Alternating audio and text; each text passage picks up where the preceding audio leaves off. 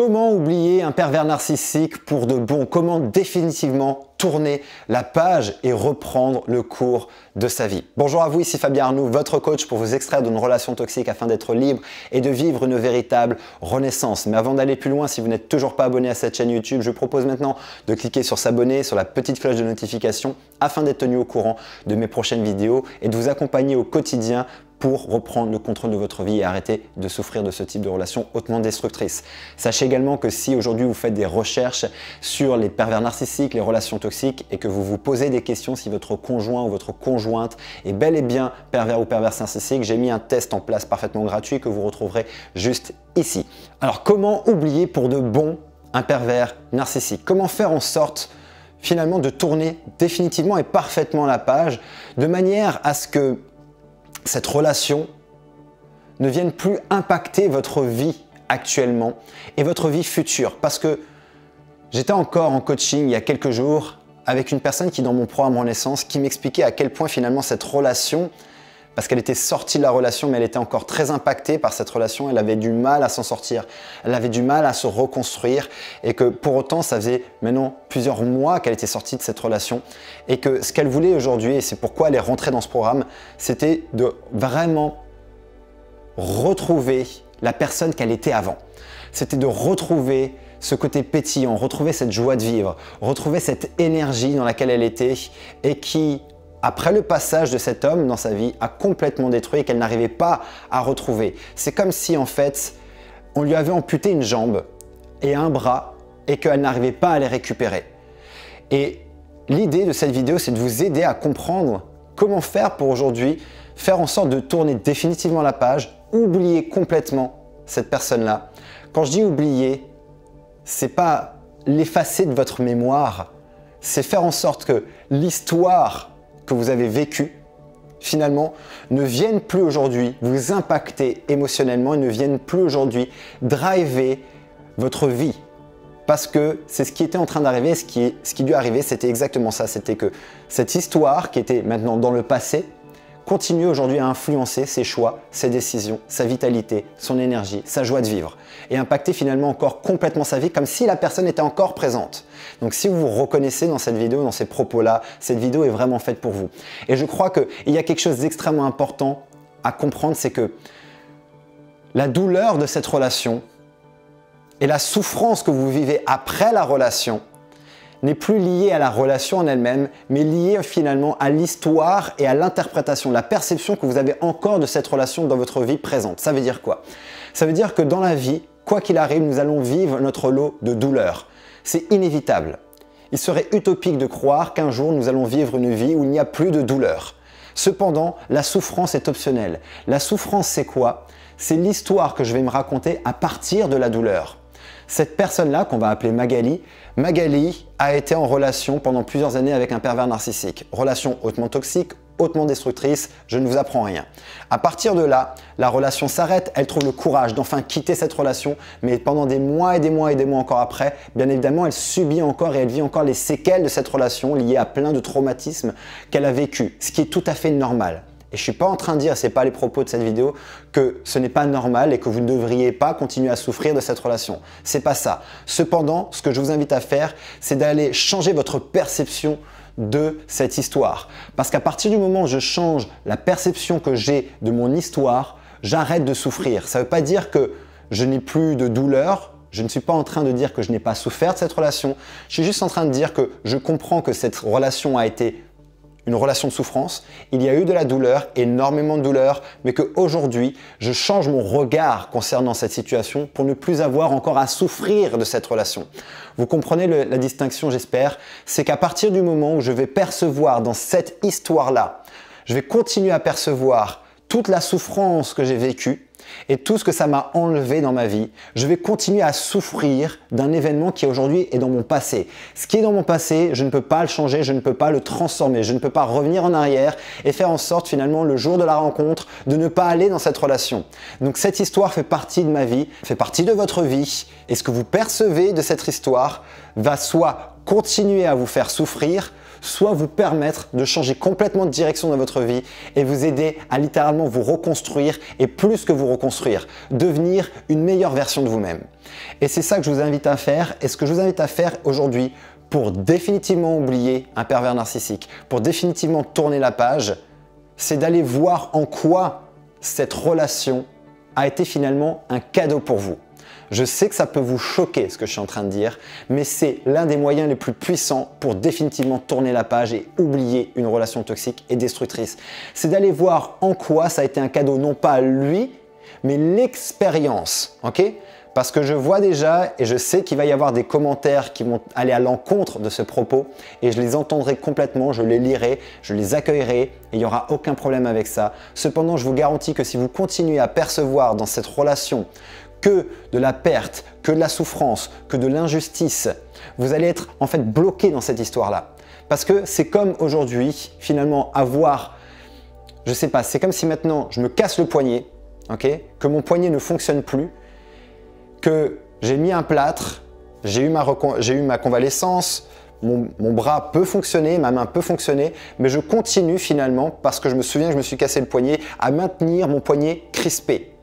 Pour autant, mon poignet peut fonctionner.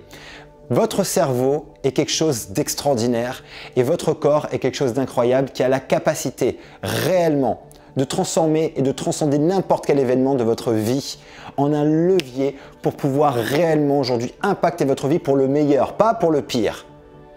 Et ce que je vous propose ici, c'est un exercice simple qui va vous aider à changer la perspective que vous avez de cette relation.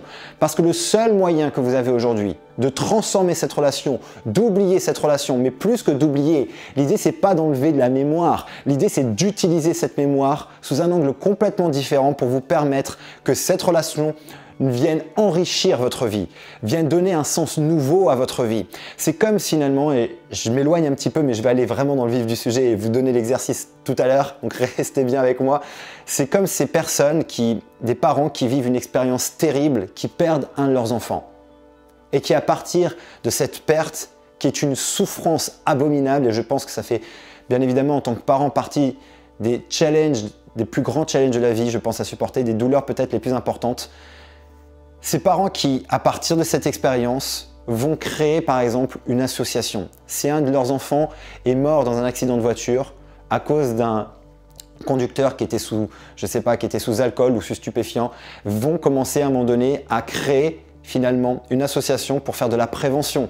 Ça peut être aussi des personnes qui vont perdre un enfant qui est atteint d'une maladie rare et qui vont créer une association pour pouvoir justement contribuer à la recherche, pour pouvoir trouver un jour un remède contre ça. C'est finalement donner du sens. Je crois que continuer à souffrir de cette relation et vivre des mois et des années plus tard cette souffrance comme si la relation était encore présente, c'est finalement aujourd'hui ne pas avoir réussi encore à donner un nouveau sens à la relation. C'est qu'il y a du non-sens pour vous. Il y a encore peut-être un sentiment d'injustice. Il y a chez vous un sentiment de « je n'aurais pas dû vivre ça ». Et je le comprends tout à fait. Je ne suis pas en train de dire que vous n'êtes pas légitime dans ce sentiment. Vous êtes légitime. Mais tout comme la personne est légitime de se dire aussi « maintenant je décide d'utiliser cette expérience pour créer quelque chose de nouveau dans ma vie ». Et à partir du moment où je donne un nouveau sens à ce que j'ai vécu, je vais changer la façon dont je me sens par rapport à ce que j'ai vécu et je vais donc pouvoir transformer l'expérience. Une fois de plus, je n'enlève pas la douleur de l'expérience, j'enlève la souffrance de l'expérience. Et comprenez bien cette distinction. Comme aujourd'hui, je peux avoir une cicatrice sur le front, je ne pense pas qu'elle se voit d'ici. J'ai une cicatrice ici, j'ai eu un trauma crânien important, il y a une histoire qui a été un moment clé d'ailleurs de ma vie. Et aujourd'hui, cette cicatrice me rappelle cette histoire-là. Est-ce que cette histoire, j'ai envie de la revivre? Non. Elle a été douloureuse, autant physiquement, psychologiquement, moralement. Mais par contre, le sens que j'ai donné à cette histoire des mois après, parce que j'étais dans la colère, j'étais dans la haine, j'étais dans l'injustice, mais rester là-dedans ne m'aidait pas à avancer, ne m'aidait pas aujourd'hui à être plus heureux, plus épanoui. Je ne donnais pas de sens à ça. Le seul sens que je donnais, c'était de la colère, c'était de la haine. Au contraire, ça avait augmenté mon niveau de colère et de haine dans ma vie. Et c'est pas ce que je voulais. Moi, ce que je voulais, c'était pas vivre ça et je voulais pas continuer à vivre ça en moi. Et il était hors de question que je laisse cet événement continuer à guider mes émotions, guider ma vie, guider mes choix. J'ai donc pris la décision de voir dans cet événement en quoi c'est un cadeau pour moi. Qu'est-ce que ça m'a permis de vivre? Comment ça m'a permis finalement de me réajuster? Et ça a commencé par une décision et c'est ce que je vous invite à faire. Prenez la décision d'aller voir en quoi cette expérience est un cadeau pour vous, pour la transformer.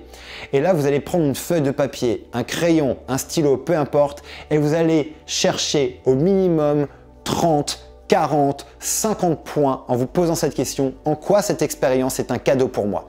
C'est un exercice qui est difficile, c'est un exercice qui est compliqué, mais c'est un exercice qui est transformationnel. L'objectif de cette vidéo, c'est de t'aider à transformer cette relation, à transformer cette expérience pour que tu l'aperçoives d'une façon tellement différente que tu puisses finalement aujourd'hui avancer et t'en libérer. Le projet, c'est de te libérer. Donc, tu as toujours deux choix. C'est de continuer à percevoir cette relation de la même façon qu'aujourd'hui et auquel cas, tu risques certainement, si ça fait déjà des mois et des années que tu n'as pas avancé, de rester bloqué là-dedans. Et c'est OK avec ça, tu as le droit de rester là-dedans. Mais tu as aussi la possibilité d'aller percevoir et d'aller voir aujourd'hui en quoi c'est finalement un cadeau pour toi et d'aller ouvrir ce champ de perspective.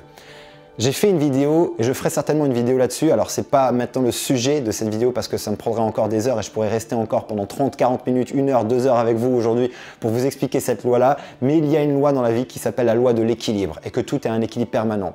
Dans tout ce que vous vivez d'extrêmement difficile et de douloureux, il y a en face le germe d'un apprentissage, d'une leçon extraordinaire pour vous. Mais tant qu'on ne perçoit qu'une seule partie de l'équation, on reste bloqué dans ce schéma-là et en plus, on revit systématiquement les mêmes expériences, les mêmes choses.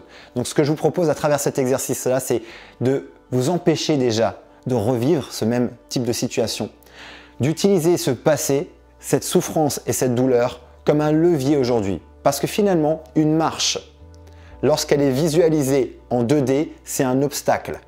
Mais en 3D, ça devient un levier pour avancer dans sa vie. Et moi, ce que je vous propose à travers cet exercice, c'est de voir finalement cette marche, cette expérience comme une marche en 3D et non plus en 2D, comme quelque chose qui vous arrête, mais comme quelque chose qui va vous élever. Et pour ce faire, cet exercice est extrêmement simple, compliqué dans le sens où ça va vous demander à forcer votre esprit à aller voir quelque chose que vous ne percevez pas encore aujourd'hui et certainement avec laquelle vous résistez. Et peut-être que vous résistez énormément avec cette information que je suis en train de vous donner, mais je vous garantis que prendre le temps de le faire et prendre le temps de se forcer à le faire, c'est facile en termes de mise en application, mais difficile en termes d'émotion, mais que quand vous le faites, c'est un vrai cadeau que vous vous offrez.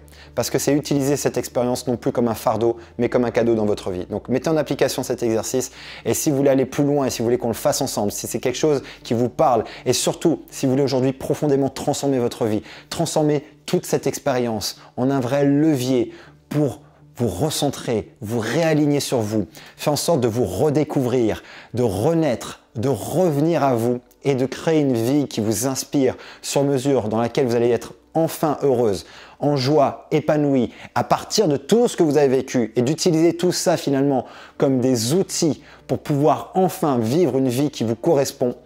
J'ai mis en place ces prochains jours quelques créneaux pour vous permettre d'avoir une session de diagnostic au téléphone où on fera le point ensemble sur votre situation.